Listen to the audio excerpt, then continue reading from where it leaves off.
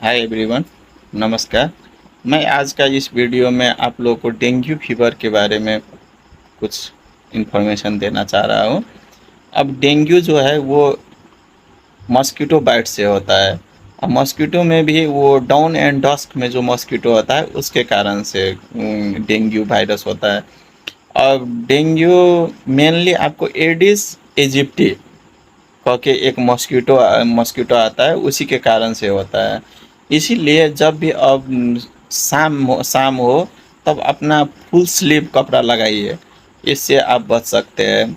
और ये डेंगू हुआ का कि ये आपको कैसे पता चलेगा? जैसे कि आपको डेंगू हुआ तो हेडेक ज़्यादा होगा, ये ऑर्बिटल पेन आँख के वो नीचे दर्द होगा, उसके बाद शरीर पूरा मांसपेशी और दर्द होगा। तो इसको इसीलिए हम डेंगू को ब्रेक बोन फीवर कहते हैं।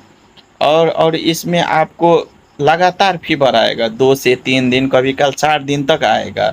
और इसका कॉम्प्लिकेशन भी होता है। अब कॉम्प्लिकेशन तरफ जाएंगे तो डेंगू फीवर, ये सपोज आपको 7 दिन 10 दिन तक है तो आपको डेंगू हेमोरेजिक फीवर कहते हैं। इसमें क्या होगा, गम से ब्लीडिंग होगा, उसके बाद आपको पूरा वीकनेस होगा।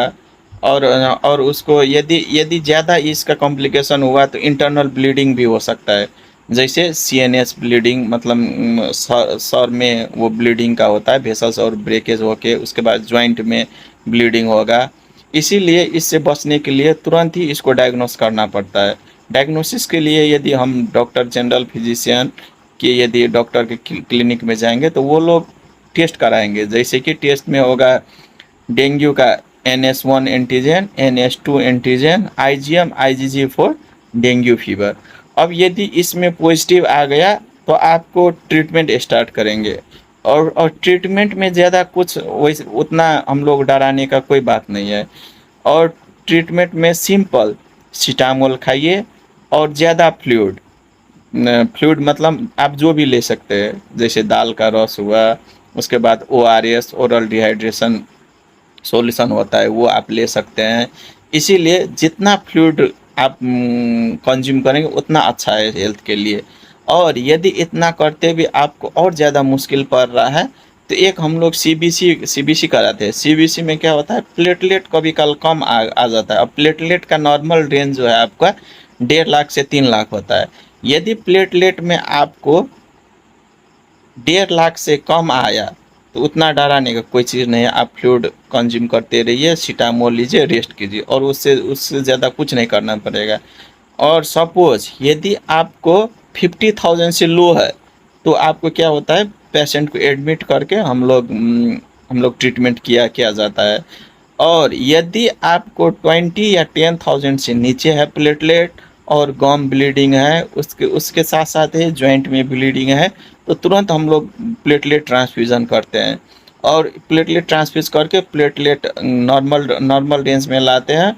और थोड़ा एडमिशन टाइम ज़्यादा हो जाता है, और इसीलिए कभी काल क्या होता है, डेथ का भी संभावना होता है।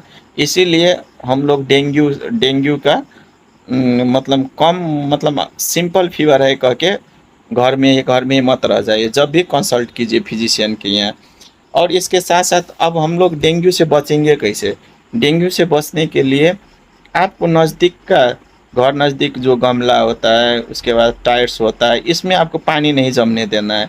सपोज हम लोग क्या करते हैं, रूम में भी अब फ्लावर वेस जो होता है उसमें हम बोतल और में पानी रख देते हैं। वो बोतल को जब भी हफ्ता में 1 बार 2 बार चेंज करते रहिए।